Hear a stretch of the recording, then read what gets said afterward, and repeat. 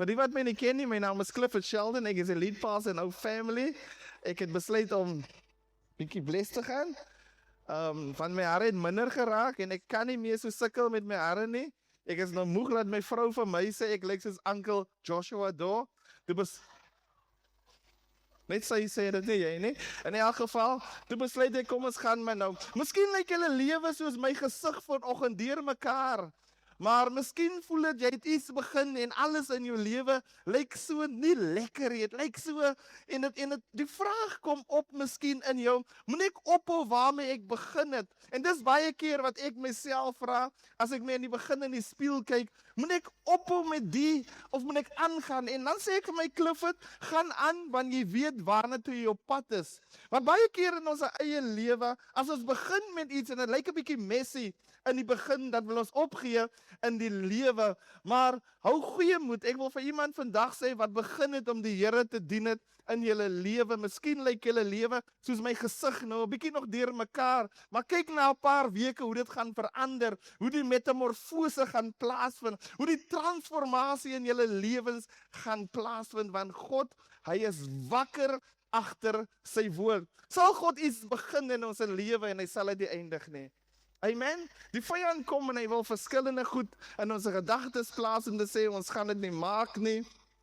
Verskillende prentjies wil hy in ons plaas, in ons koppe plaas en hy wil ons net laat negatief voel in die lewe. En dit is hoekom dit so belangrik is om 'n lewe te lei van surrender. Met ander woorde, ons moet oorgee. Maar dit is ook belangrik om jouself te vra, watter prentjie hou ek in my gedagte? Waarop fokus ek baie? Want die prentjies waarna jy gaan kyk in jou lewe, dit gaan die vrug afgee wat jy gaan dra op die einde van die dag. Ek het 'n paar foto's wat aan die agterkant gaan opkom. Dit gaan net so 'n bietjie flip en so aan van verskillende mense. Daai is nou my skoonseun, dat as ek nou na hom kyk, dink ek aan die dag toe ek en hy 'n bietjie in Mosselbaai gaan ry het. Hier's ek in Paul, ons kom van 'n nice conference af. Hier's ek in Zambia, lyk nou 'n bietjie valerig, maar elke prentjie vertel dit so, hey, daar's my prinses. Ja, kyk die sunset aan die agterkant. Ek het dit gevra vir die Here vir daai sunset, hoor, en hy het dit vir my gegee. Nee, ek praat leens, dit was haar. In elk geval, want sy is die sonskyn. Kyk hoe staan sy uit in hy, ja, kom ons gaan aan. Maar elke prentjie vertel 'n storie. As ek na dit kyk, die is my seun. Hy vra hier vir sy aanstaande, my dogter, Courtney, om te trou en dis 'n baie besondere dag. So elke prentjie wat agter gaan opkom, vertel 'n storie en dit het 'n impak oor hoe ek gaan voel. Daar's Monelle besig om te eet, my 50ste verjaarsdag. Nicholas kan nie eens opkyk daar nie, want hy ou fokus. So hier sit ek, daar steek die ou tong uit, lekker by die see. Daar's 'n Hilton aan die agterkant, maar elke prentjie vertel 'n storie.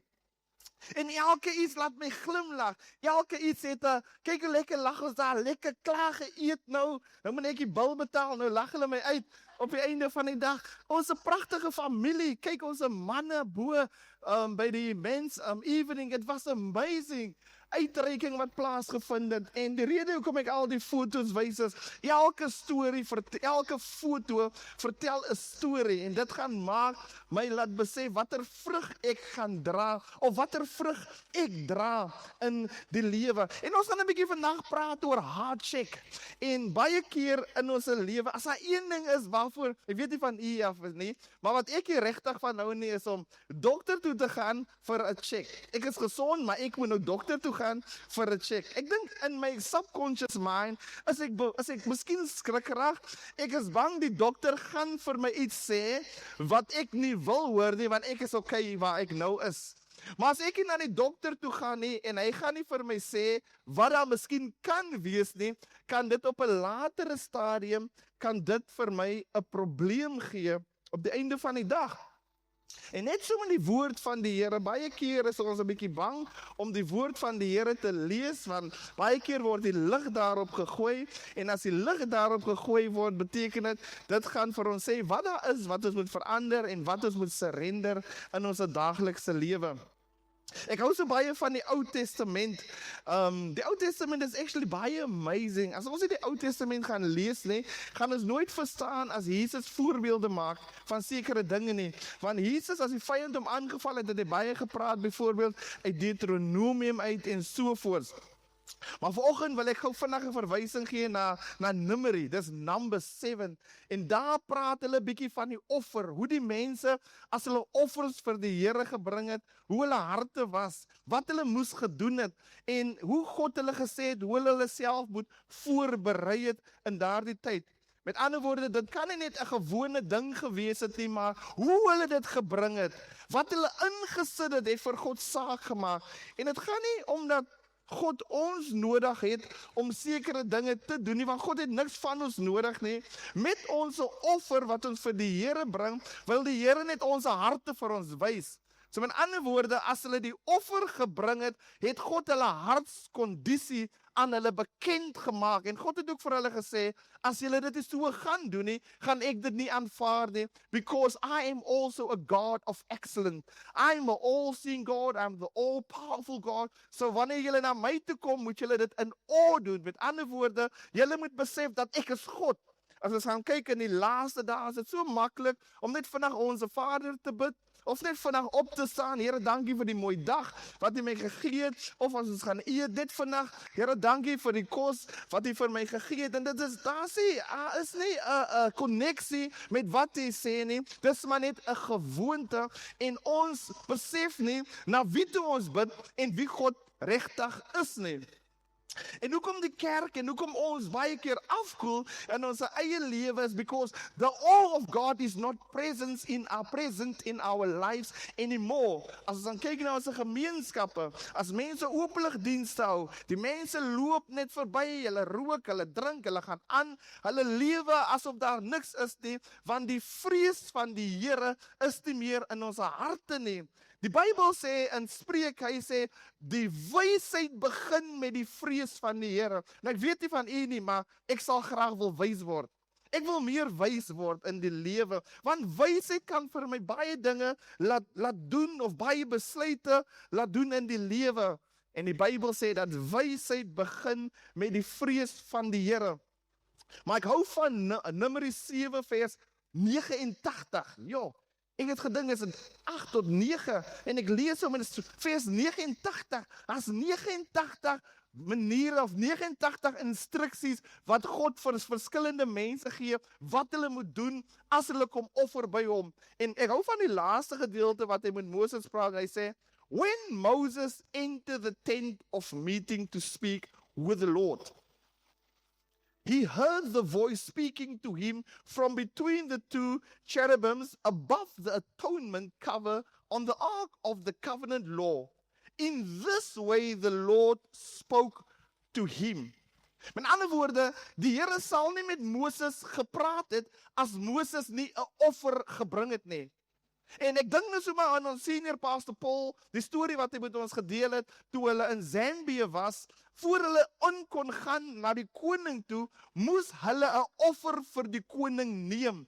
As hulle nie 'n offer gehad het nie, het die koning nie aan hulle geluister nie. Met ander woorde, hulle kon nie met niks daar aankom nie. En sommige kere, sê pastor Paul van Koller, ons senior pastoor, hy sê, sommige kere het hulle dae gewag om net die koning te kan sien. Sommige kere het hulle weke of ure gewag, maar as hulle nie 'n offer gehad het nie, sou die koning ook nie in hulle geluister het nie. En net so as ons kom by God, voor ons na God toe kan bid, moet ons 'n offer vir God bring, want God is heilig. Nou die vraag is, wat is my offer, een van my offers? Wat is die belangrikste offer wat gaan maak dat God vir my, hoe noem mens dit nou, dat hy vir my 'n audience gaan gee, dat God na my kan luister?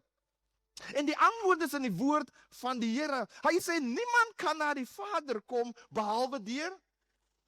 Niemand kan na die Vader kom behalwe deur. So met ander woorde, as ek nie by die Here is nie, kan ek nie na die Vader gaan behalwe deur Jesus Christus in my lewe nie. Met ander woorde, ek moet die perfekte te offer, voordat God ooit kan luister aan my, is daar 'n offer wat ek vir God moet neem, en die enigste offer is Jesus Christus. Dis hoekom ons bid na die Vader, maar ons bid deur Jesus Christus, because He is the perfect, unblemished offer. Hy is die offer wat niemand en niks kan vergelyk nie. Hy is die offer wat die sonde verwoes is. Hy is die offer wat sin gevoid en genal het. Want God kan nie op sonde kyk nie. En die enigste manier hoe God na Clifford kan kyk, nie deur Clifford se preek nie, nie deur wat Clifford aan het nie, nie deur hoe baie woorde Clifford praat nie. Ek kan nie na die Here toe gaan en sê, Here, onthou, ek het so gepreek, ek het my voorberei vir die woord. Here, onthou jy die mense wat daar was? Hy gaan dit nie kan onthou as ek nie deur Jesus Christus kom nie. Hy sal my alleenlike audience gee, en hy sal dit alleenlik kan onthou as ek dit deur die offer bring na hom toe. En dit is belangrik vir ons wat vandag hier so sit, om dit te kan verstaan. Ek dank die Here vir ons senior pastors, Paul en Pastor Marinette, wat so investment in my en Nicholas, Rias en Zanayela lewens gemaak het. Ons is besig met Evening College, elke Dinsdag aand, en ons behandel 'n bietjie die Bybel, en hoe meer ons die Bybel behandel, hoe meer ons in die teologies begin ingaan, hoe meer begin ek besef, maar Clifford, jy ken nog 'n bietjie. Daar's so baie dinge in die woord van die Here wat verborgenheid is, wat my kan vrymaak. En ek dank die Here weer eens vir Pastor Paul en Pastor Marinette. The reason why they let us do it, because they want us to feed you, that is the flock. They want us to guide you into the right direction. En ons dank die Here dat hulle ook gehoorsaam is aan die stem van die Here. Maar wat vir my hierdie week uitgestaan het, Nicholas en Zenay, ek weet nou nie van julle nie, wat ons 'n bietjie gesels het oor die woord, oor die Bybel self, oor hierdie Bybel, want dit is belangrik dat ons moet verstaan dat die Bybel wat ons lees, die waaragtigheid van die woord van die Here, as ons gaan besef wat binne in hierdie Bybel staan, die waaragtigheid van dit, gaan ons nou huis toe hardloop en ons gaan ons Bybels wat miskien vol stof is, gaan optel, want ons sit met alles wat in die woord van die Here in staan. En baie mense gaan argumenteer en sê,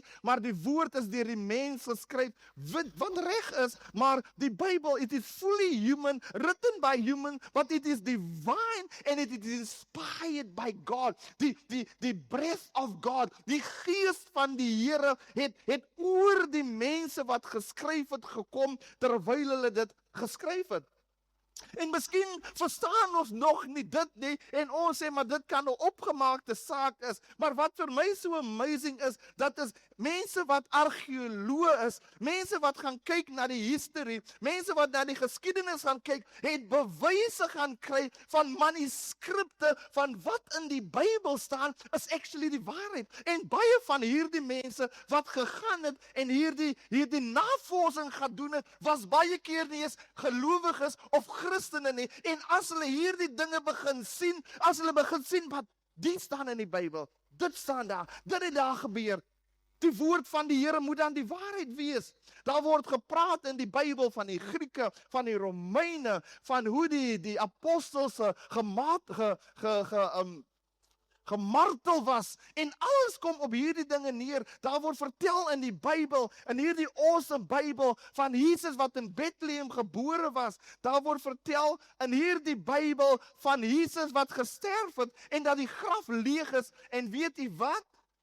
Alles is gevind dat dit die waarheid is.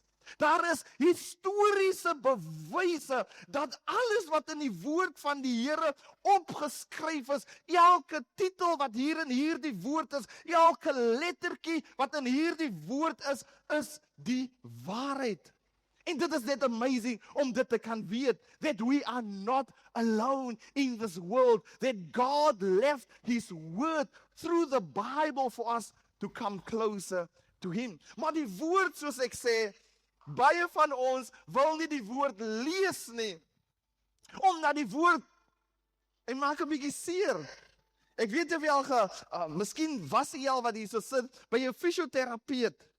'n fisioterapeut is daai ene wat jou draai en breek en vou en jy buig op plekke waar jy nog nooit van geweet het. Jy buig nie, jy word gekraak, alles gebeur met jou. Maar die rede hoekom die fisioterapeut dit doen, is om van jou 'n beter persoon te maak. Om daardie dinge wat gestrek moet word. En dit is waar die woord van die Here inkom. Die woord van die Here is nie 'n judgmental woord nie. Kom ons verstaan mekaar op dit. As ons hoor wat die woord van die Here sê, is nie daar om jou te judge nie, maar is daar om jou te restore. Dit is daar om jou te restore, om vir jou te wys, there is 2 kingdoms. Daar is 2 koninkryke, maar jy gaan moet kies, dit is hoe die een koninkryk werk, en dit is hoe die ander koninkryk werk. Dit is die effek van die een koninkryk en dis die effek van die ander koninkryk. So met ander woorde, jy gaan 'n besluit maak, want terwyl ons op hierdie aarde is hierdie tydperk op hierdie aarde is 70 jaar plus, genade is oor 70. Baie mense maak dit nie op 10 nie, baie maak dit nie met geboorte of 'n paar dae nie. So met ander woorde, niemand in hierdie gebou kan vir my vandag sê dat ons vir ewig op hierdie aarde gaan wees nie. Ek weet nie van u wat hier so sit nie, maar ek weet nie of julle oupa grootjie se grootjie nog lewe nie. Ek weet nie hoe hy lyk nie, maar ek weet ek het een gehad. Ek weet nie hoe my ouma grootjie lyk nie, maar ek weet ek het 'n ouma grootjie gehad.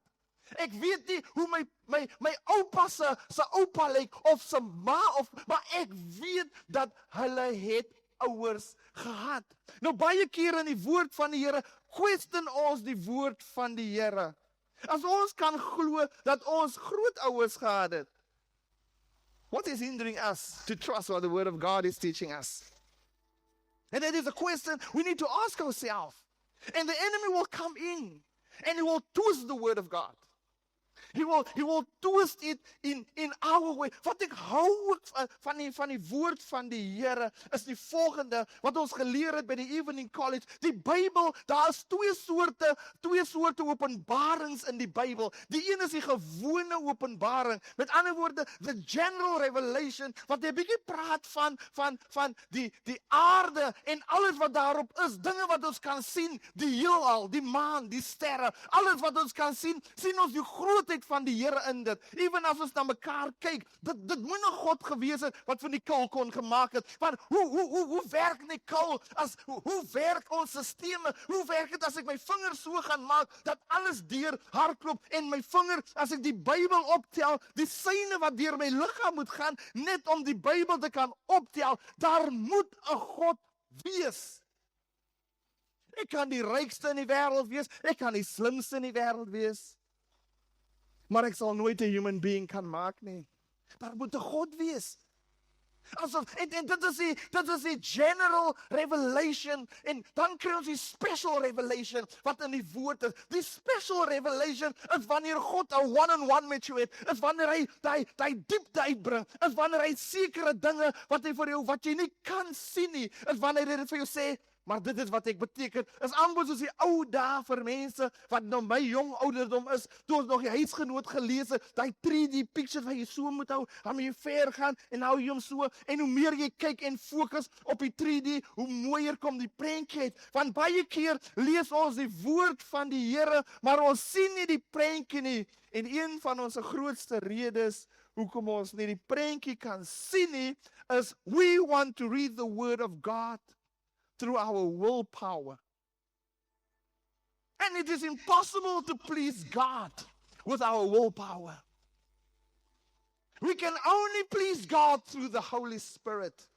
It is only the Holy Spirit that can reveal God. Die Bybel sê vir ons, die woord van die Here sê vir die volgende, hy sê, wie ken jou as mens, behalwe jou eie gees wat binne in jou is?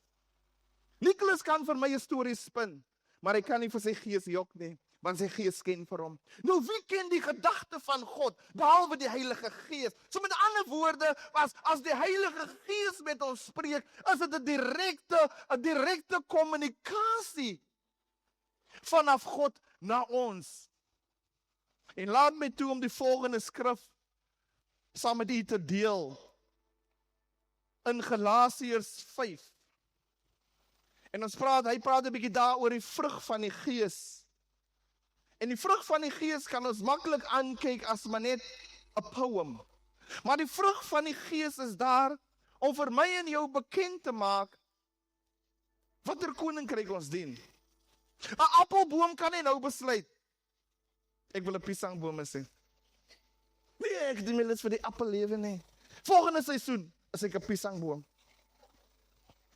'n Piesangboom kan nie besluit, hulle gee te veel aandag aan die kojavelboom, ek wil ook 'n kojavelboom wees nie.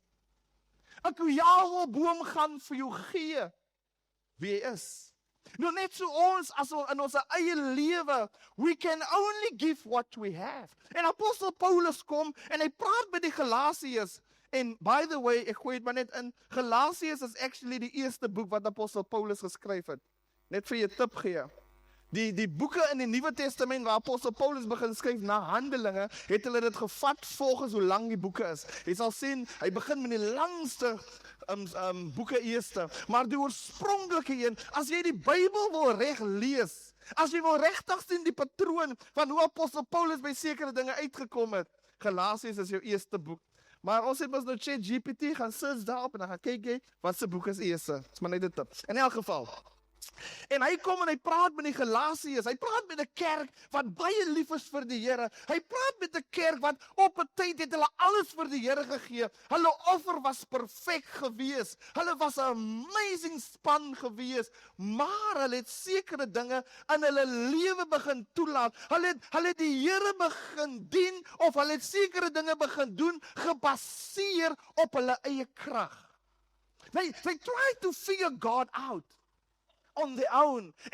En dis ook wat baie dinge gebeur tussen hulle. Kom ons kyk wat sê. It is for the freedom that Christ has set us free. Stand firm then.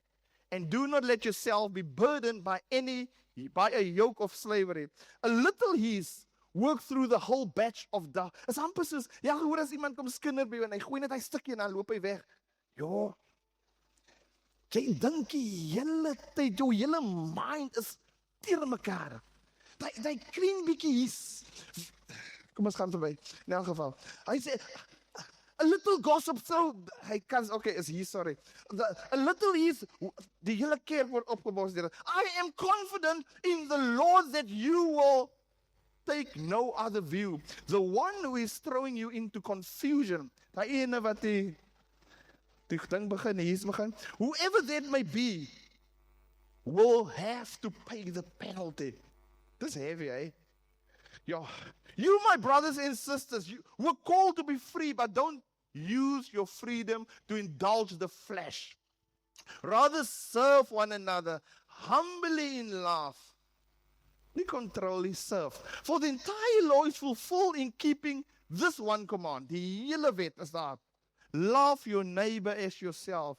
If you bite and devour each other, watch out, or you will be destroyed by each other. So I say, walk by the Spirit, and you will not gratify the desire of the flesh. For the flesh desires what is contrary to the Spirit, and the Spirit what is contrary to the flesh.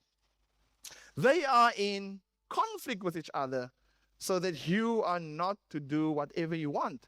But if you are led by the Spirit, you are not under the law. What acts of the flesh are. Hier is die donker koninkryk.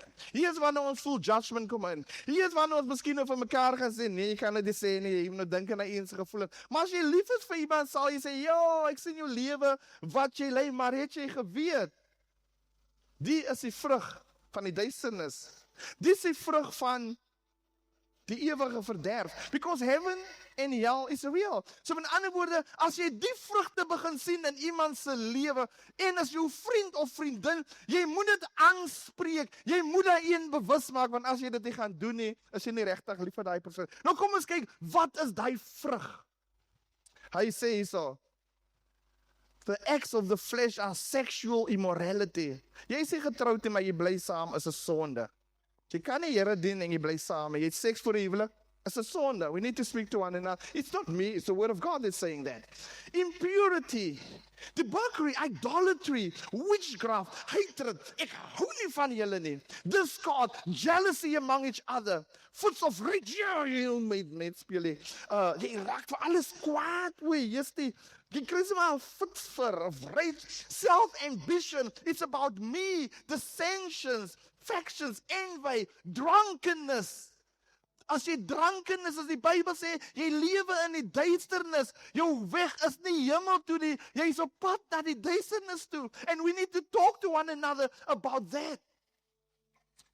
Drunkenness, orgies, and the like. I warn you, as I did before, that those who live like this will not inherit the kingdom of God. Hoe lief is jy vir jou vriende?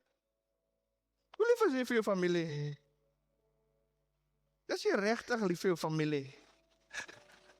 Wat sal jy doen as jy weet, jou familielid gaan vir die res van hulle lewe brand, en hier sit jy in die hemel. Hoe gaan jy voel? Because I was so afraid to correct my friend, to correct my brother, to correct my sister. I'm in a relationship. My boyfriend and my girlfriend wants to have a sexual relationship. But I know, according to scripture, no judgment. I'm going to hell. Van die woord van die Here sê, hy sê, I warn you before that those who live like this will not inherit the kingdom of God. But the fruit of the Spirit is love, joy, peace, forbearance, kindness, goodness, faithfulness, gentleness, and self-control. Against such things there is no law. Those who belong to Christ Jesus have crucified the flesh. Met ander woorde, ek het my surrender, ek het dit afgegee. As jy lief is vir my, sal jy my respekteer. As jy lief is vir my, sal jy lief is vir die God wat ek dien. As jy lief is vir my, sal ons doen wat die woord van die Here sê, because the word is there to restore us and not to judge us. So I'm not judging anyone today. You can take it as judgment. It can become a judgment one day. Now it's not a judgment. But when we're not going to change, it will become a judgment. The word today is not judgment. I'm not judging anyone here. But this word, if it's not, as jy dit nie gaan implementeer in jou lewe nie, gaan hierdie woord teen jou getuig. Nie my woord nie, hierdie woord wat uitgegaan het. Since we live by the Spirit, let us keep in step with the Spirit. Let us not become conceited, provoking and envying each other. Hoor wat hy sê, the fruit is singular, not the fruits. Ek wil die volgende net met die vinnig deel. Love, wat se liefde praat hy van? Hy praat ons verlede week gepraat van die agape liefde. Not the emotional one. A choice to seek the good of others, even when it costs you. That is the fruit of the Spirit. En dan gaan hy aan, en dan gaan hy aan, en dan gaan hy aan. Ek wil nie rush neem. Because rush destroy and ease create. Ek wil nie nou dinge hardloop die woord van die Here deur nie. Ek dink ons gaan volgende week 'n bietjie verder. Ons gaan 'n bietjie kyk na hierdie tipe habits. Why habits is important. Maar wat ek vandag by u wil los is, you cannot serve God with your willpower. Jy gaan val. Jy gaan dit nie maak nie. Jy kan nie God serve met jou desire. This is my desire. No, you can only serve God when you surrender completely, when you die to yourself, when you give up your life and say, God, I'm willing to suffer for you. I'm willing to suffer. I'm willing to let my body suffer. Miskien is dit nie vir u so groot nie. Miskien klink dit vir u soos 'n boring ding wat ek vir u vandag gaan sê. Miskien het jy dit al gehoor, maar een van my moeilikste dinge wat ek gehad het om te kan los, was om sigarette te los. Dit was vir my moeilik geweest.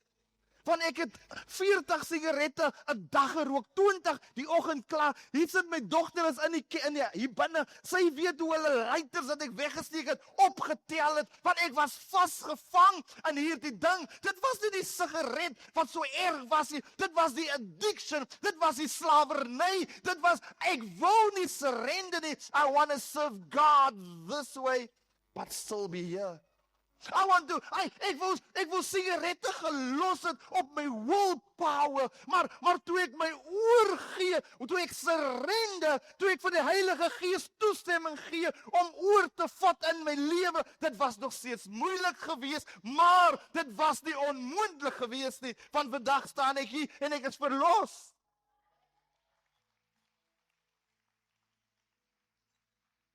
So my grootste probleem was, hoekom ek so lank gesukkel het met die sigarette, en hoekom jy miskien so lank sukkel met die ding waarmee jy sit is, you want to let it go with your own willpower. You're gonna fail. It's not gonna work. Dit gaan nie werk nie. It is only through surrender. It's like hands up. I surrender to you, God. When I surrender it to God, my life will change. En dit is wanneer dinge in jou lewe gaan begin verander. Dit wanneer jy gaan soos 'n Petrus en 'n Johannes begin word, wat hulle het in die begin, toe hulle Jesus kom haal het Petrus en Johannes en Jakobus hulle weggehardloop. Want hulle het nie 'n surrendered life geleef nie. Maar die moment toe Jesus vir hulle sê, all authority has been given to me. I'm sending you out and I need you to surrender. Wait for the Holy Spirit. Peter, Simon and John, Clifford Sheldon, wait for the Holy Spirit. When the Holy Spirit prompts you to do something, then you do it not by might, not by power, but by the Spirit of God.